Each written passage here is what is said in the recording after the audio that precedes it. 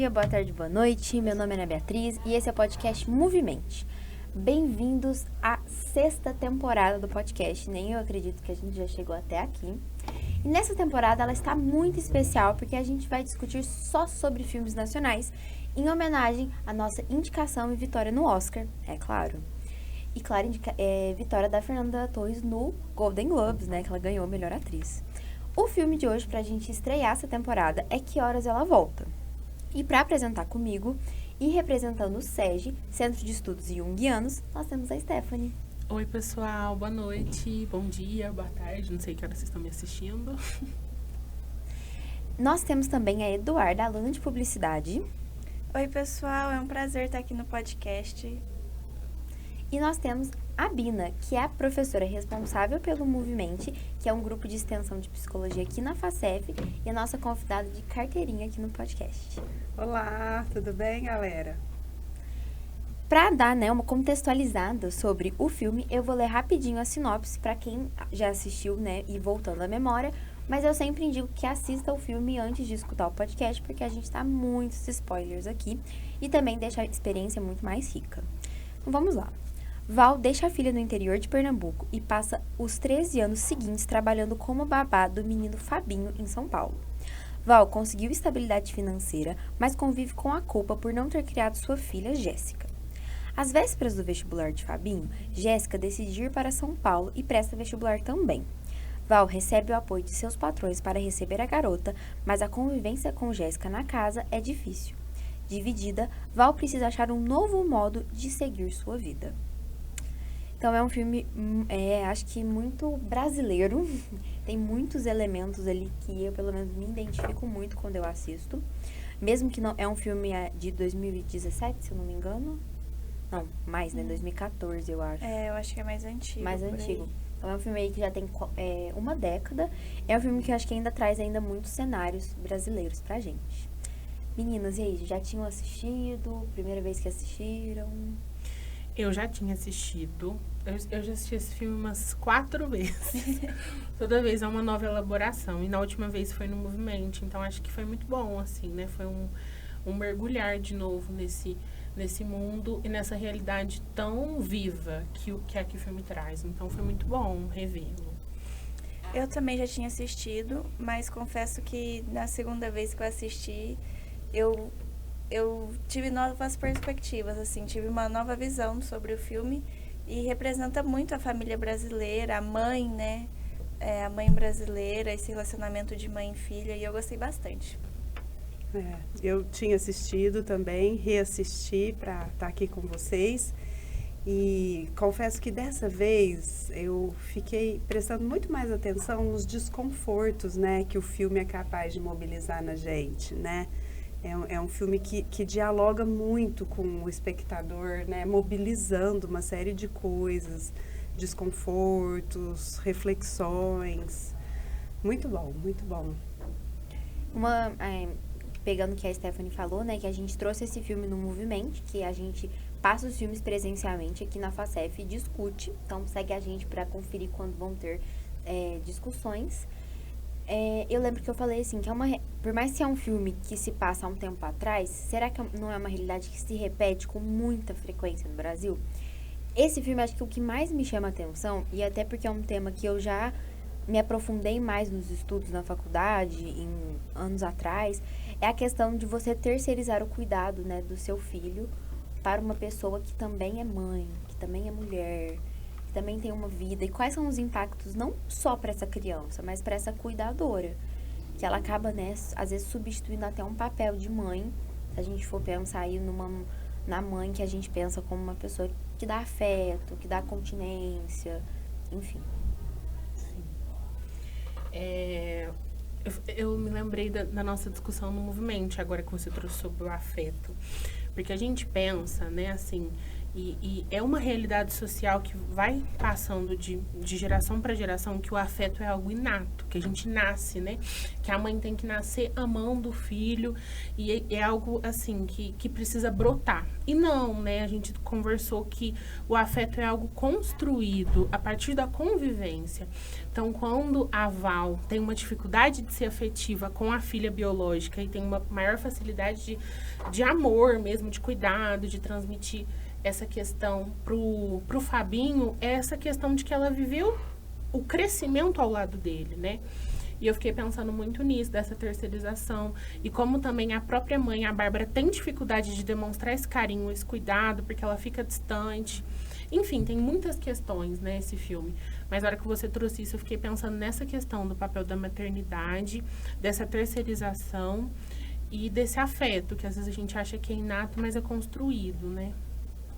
Sim, eu acho que representa muito o papel da mãe hoje, e principalmente a mãe solo também, né? Além de terceirizar, ela é mãe solo. E eu acho que ela foi a mãe do Fabinho, tanto é que o Fabinho, em N vezes, procura a babá, a Val, do que a própria mãe, e a própria filha não tem esse carinho, esse conforto com a mãe. Dá pra gente pensar em 3 mães, né, nesse filme, né? A Val como mãe da Jéssica e substituta materna do Fabinho, mas que ao priorizar o trabalho, né, porque ela também saiu de Pernambuco, né? Do Nordeste. Do Nordeste, para ir cuidar de um filho por conta do trabalho, para mandar dinheiro para a filha biológica poder ser criada, né? A Bárbara, a mãe do Fabinho, também distante do Fabinho, e a Val é distante da filha biológica por conta do trabalho, uma distância física, né? Mas a Bárbara teve uma distância afetiva e de tempo, né? De disponibilidade do Fabinho também, por conta de apostar, né, o seu tempo, a sua energia no trabalho. E, spoiler, você falou que já pode, né? A Jéssica segue o mesmo caminho, né? A história se ela repete. deixa um filho para trás para ir fazer faculdade em São Paulo, né? Para ter um outro estilo de vida. Então, isso coloca a gente para pensar muito na mulher, no feminino, do que se espera da gente, né? De como a maternidade atravessa a vida da mulher, né?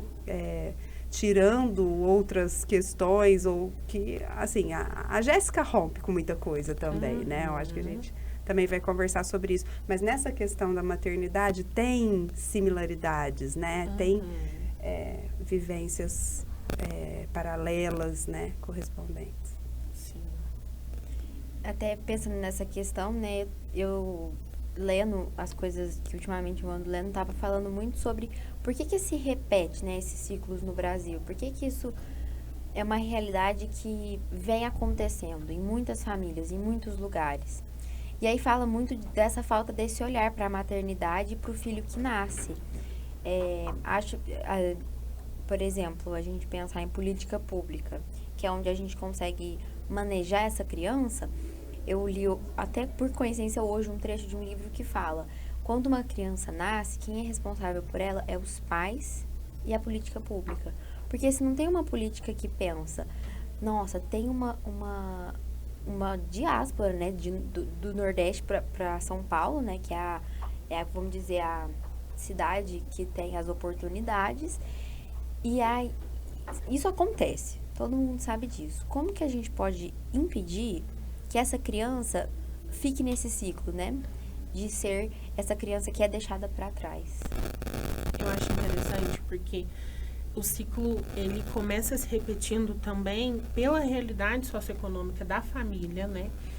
E ao mesmo tempo que é esse o motivo que começa a se repetir, é o motivo com que a Jéssica tenta reverter a situação, porque ela já vai buscando estudar, que é um padrão diferente do da Val. Então, assim, é muito dual essa questão, né? E o tanto que, não sei se já posso entrar nisso, Aninha, mas a vinda da Jéssica é transformadora. tanto para Val, tanto para a família. Acho que até a Bárbara mesmo se percebe, traz para consciência muitos preconceitos, né, que ela tinha inconscientemente ali, né? É tudo escancarado. Então a vinda dela é muito transformadora. E eu acho que o padrão começa se repetindo, mas ele não se repete tanto, porque aí depois a Val larga o trabalho, tem essa consciência, enfim, fiquei pensando nisso. Eu acho que muda também da geração, porque a Jéssica, ela é mais nova, já pensa diferente da mãe, ela já veio com o intuito de estudar, de se preparar, de se formar para ter um futuro melhor, para dar um futuro melhor para o filho. Eu acho que ela quebra esse paradigma também nessa questão de idade, né, de geração. Mas eu gostei muito de aquele plot twist no final. Eu não estava esperando dela vir e ter um filho também e a história se repetir. Eu fiquei muito surpresa. E essa questão de como o ciclo é um ciclo, né, vai se repetindo, é muito doido quando a gente para e pensa nisso, né? E parando para pensar assim, como que a gente consegue ajudar essas famílias? Como que a gente quebra esse ciclo? Eu não sei responder essa pergunta. Uma pergunta complexa. Porque tá numa instância muito maior, assim, né, do que tá nas nossas mãos. Precisa de uma mobilização do Estado, né, eu acho que é uma co-construção, essa transformação, né, dessa repetição de padrões. Sim. A subjetividade, né, os indivíduos sozinhos ficam fragilizados, né? Porque você vê que a Jéssica, ela até vem, né, como uma revolucionária disso, ajudada por um professor que potencializou o estudo dela, né? Ela traz à tona que aquela estrutura da casa era muito superficial, né? Ai, você é como se fosse da família. Sim. Mas entra na piscina para você ver, a gente esvazia toda a água, né? O presente que você me dá, né? Não é um presente que vai se fazer presente entre nós. E tudo isso, né, também precisa de ter espaço, validação e auxílio do Estado, né? Porque não é a mesma coisa a educação de uma pessoa, né, que precisa trabalhar, cuidar de um filho, lidar com questões da casa, e uma pessoa que tem tudo certinho no café da manhã, que os pais levam para o vestibular no horário certinho, todo mundo vai, né? Então, o filme trata também dessas desigualdades sociais, né, do nosso país muito forte. Sim, com certeza. Tem uma frase que ficou muito pra mim, assim, né, do filme, todas as vezes que eu assisti, que é quando ela fala pra mãe que ela não se acha melhor, mas ela só não se acha pior, né? Então, acho que já é uma transformação dessa geracional mesmo, mas que algo a convidou a pensar assim, né, a pensar criticamente. Foi a educação. Uma coisa que a Valdirene não teve, né, a oportunidade. Então, são essas transformações mesmo, a gente pode ir percebendo no filme, né? Mas uma grande dificuldade ainda dessa superação. Eu lembro que na discussão do movimento, teve uma coisa, assim, que ficou muito forte pra mim. Que até a Eduarda falou, né, de assistir de novo o filme e começar a perceber outras coisas. E uma pessoa falou isso, e acho que pra mim virou uma chave, assim, do filme. Que uma das coisas que fez a Val virar a chavinha de, meu Deus, o que a minha filha tá falando talvez tenha sentido, é quando o Fabinho vai ficar 6 meses morando fora. É como se, assim, qual é meu sentido aqui na casa se a pessoa que me dava função e sentido não está mais na casa? Quem vai ser eu aqui? Eu vou ser tratada da mesma maneira? Porque quem me dá afeto aqui dentro é o Fabinho, né? Quem ia dormir lá com ela, quem pedia abraço, e era até assim, ele é mais velho, ela ainda era uma referência afetiva pra ele, pros amigos dele, pra todo mundo ali. E aí ele vai ficar 6 meses fora. Como que ela, né, recebeu essa notícia dentro dela? Mas foi talvez a virada de chave, porque a partir daí ela sai da casa, pede demissão e resolve ter uma vida, né, fora dali daquele contexto, porque ela não só trabalhava para a família, ela morava, né? Eu acho que isso faz a gente pensar na força também do complexo materno, né, da necessidade de ser mãe dela, que ela transferiu pro Fabinho, e isso também era uma remuneração, né, vamos dizer assim, da casa, pelo trabalho na casa, e até de dar sentido para ela, né? E Ela tava completando um vazio da filha dela com o transferido Fabinho, né? pelo Fabinho, e que depois ela vai poder exercer com o neto, né? Sim. E que eu acho que também ela é como se tirasse as vendas dela e ele entendesse, ele não é meu filho. Né, assim, cai por terra essa questão da maternidade que ela nutria dentro dela, porque é uma fantasia mesmo, né?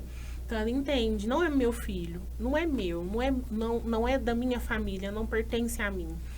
E aí ela vai entendendo o que ela precisa nutrir, então. É a relação com a filha, é a aproximação, porque quando ela vai para casa da filha, ela ainda não sabe que tem a existência do neto. Né? Ela vai para casa e depois que ela descobre. Então, a princípio, é uma vontade de se aproximar da filha. E aí depois vem o neto como uma consequência. Eu tenho certeza que ela será uma mãe incrível para o neto dela. É, porque ela também roubou conteúdos que ela doava para a patroa, né? Eu acho que a xícara ali eu vejo como um símbolo, né? Ela roubou o que ela tinha dado para o outro, que na verdade era dela, beleza dela, gosto dela, coisas que seriam úteis para ela, né, valorizadas por ela. E ali ela rouba, entre aspas, né, porque nunca ia ser usado, e ela vai poder usar na vida dela com gosto, né? Isso é muito importante na transformação de vida, né? E tudo isso leva um processo, assim, não é de uma hora para outra. Então, desde que a Jéssica chega, ela é muito instigada, a Val, a pensar. Então, até quando ela tá no ônibus, né, ela fala, mas você mora na casa dos patrões? Ela acha normal, né? Para ela é muito inconsciente essa questão. Que, gente, uma empregada que mora na casa de um patrão, ela não tem a sua vida roubada mesmo, a sua subjetividade, a sua individualidade, tira tudo, né? Ela está numa casa que não a pertence. Então, ela vai sendo instigada várias vezes. Acho que quando ela também pergunta da questão da piscina, você nunca entrou na piscina? E ela fica, mas por que eu tenho que entrar na piscina, né? Pra que eu ia querer entrar nessa piscina? E aí ela vai pensando, assim, a gente acha que não faz nenhum efeito, mas ela vai pensando gradualmente em tudo isso que a filha traz, e é por isso que quando ela vai comemorar, ela entra na piscina, né? Então, fiquei pensando nisso. Ai, essa cena foi muito emocionante quando ela entrou na piscina. É. Eu amei muito. Verdade. É. Jogando água pra cima, né? Sim, como se ela estivesse livre, assim, como se ela pudesse respirar. E tem um detalhe, né, nessa cena, que acho que ela fala, né, que eles estavam esvaziando porque entrou um rato na Um piscina. rato. É. Né? Então, o que é um rato, né? Quando Exatamente. eu, por exemplo, uma vez entrou um rato na minha casa, minha mãe e meu pai queriam tirar, tipo, tudo de comida, jogar tudo fora. É uma coisa que a gente não quer ter contato, lavar a casa. E o que é, É né? sujo, né? sujo, É né? algo que transmite coisas ruins. Exatamente. E tem um impacto subjetivo nisso, né? Que acho que é importante a gente falar também. A maioria das mulheres que ocupam esse lugar são mulheres negras. E esse é o olhar das pessoas mesmo, né? Num país que tem o racismo estrutural como uma base. Então, infelizmente, ela vai refletindo isso. E eu acho que vai trazendo para consciência dela o quão ela é preconceituosa também, sabe? Não que ela queira mudar. Acho que ela não mostra isso, mas acho que vai deixando mais claro para ela, meu Deus, eu sou muito preconceituosa, né? Eu me fazia de que eu era desconstruída, que estava tudo bem, mas quando uma pessoa entra na minha piscina, meu Deus, tá sujo, deixa eu tirar. Então, acho que esse é um processo também muito comum no Brasil, que às vezes as pessoas falam, não existe racismo, não existe preconceito, mas que, às vezes, no contato e na relação, vai percebendo onde que está o meu preconceito, onde que está o meu racismo, ou enfim. E esse filme é muito bom para fazer isso com a gente, né? Ele é muito bom para fazer a gente refletir isso. Eu acho que às vezes até a escolha, né, da Regina Casé como personagem principal, que é uma pessoa que tem o afeto dos brasileiros, né? Todo apresentador de programas famosos na TV causa essa sensação na gente, né? Enfim, sejam eles quem forem. Então, às vezes, até na escolha, né, de você escolher uma atriz que já tem cativado o Brasil, né, o brasileiro que liga a TV e assiste o programa da Regina Casé, é importante, né, na hora da gente construir ali um filme que é para sensibilizar questões e que é o que eu falei no começo, que continuaram. E eu acho que o filme, ele mostra de diversas formas todo esse processo da Val, né? Até aquela cena acho que é a cena final, né? Que é ela no centro, assim, né? Da filmagem. O tanto que não é uma conclusão de, tipo, agora eu sou dona, né? De mim mesma. Exatamente. Eu sou o centro da minha vida, né? Sim, eu sou o centro da Exatamente. minha vida. Ela é isso, né? Eu até anotei aqui, mas assim, uma questão mais em relacionada aos conteúdos da psicologia analítica. Mas é porque tudo aquilo que é inconsciente, ela vai tornando consciente ao longo do filme, e aí no final ela age para que ela possa seguir esse caminho de quem é a Val, né? Quais são os meus desejos, quais são as minhas vontades, e o meu desejo importa, né? A minha vontade importa, quem sou eu. Meu prazer importa, né? Eu vou Exatamente. tomar um sorvete, vou comer em pé. Exatamente. Meu prazer, né? Meu lugar no mundo importa? Exatamente. Importa. Fala tudo, né? Onde me cabe, onde eu posso Sim. caber e onde eu escolho estar, né? Exatamente. É muito importante. Não é o meu destino, né? É onde eu escolho. Eu faço parte desse processo, então é muito bonito. Infelizmente, nosso episódio está chegando ao fim. Acho que um filme que dá muito pano pra manga. Mas, infelizmente, a gente precisa encerrar aqui. Convido todos a assistirem o filme, né? A pensarem em todas essas questões que a gente foi trazendo aqui no episódio. Também convido vocês a seguirem o SEG no Instagram, é @ Centro de Estudos Jungianos. Para quem tiver interesse, não só da psicologia, né, mas quem tiver interesse em estudar um pouco mais sobre a teoria junguiana, é um grupo de estudo da psicologia aqui na FACEF. E também convido vocês a seguir o Movimento nas redes sociais, @movimento.unifacef. Lá você pode ficar por dentro das sessões presenciais e também dos novos podcasts. Está cheio de cortes para você já ir se aquecendo do que a gente vai falar no episódio. Muito obrigada, queria agradecer a Bina mais uma vez aqui com a gente, iniciando mais uma temporada. Agradecer a Stephanie, que está representando o SEG aqui e que também, né, trouxe vários assuntos muito importantes pra gente. E a Eduarda, que está aqui representando a publicidade. Eu que agradeço, meninas. Foi um prazer gravar o podcast com vocês. Adorei nosso bate-papo. E viva o cinema nacional, né? Viva! Vamos celebrar, né? E contemplar-se. Muito obrigada.